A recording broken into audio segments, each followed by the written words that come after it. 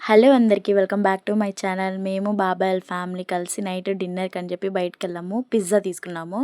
గౌతమ్ ఏమో సాస్ వేస్తేనే తింటాడంట. సాస్ వేయించుకొని తింటున్నాడు. టేస్ట్ ఎలా ఉందో వాడే చెప్తాడు.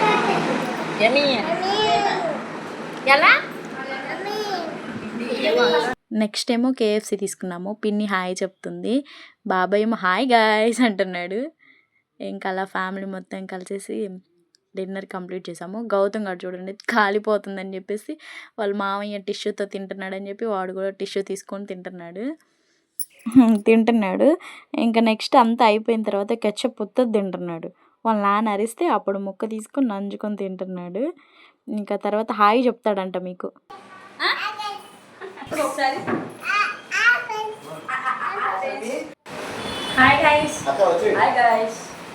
ఇంటికి వచ్చి ఏమో దమ్మరు గుంతలేస్తున్నావు ఎందుకురా అంటే పొట్ట బెరుగుందమ్మా అంటున్నాడు.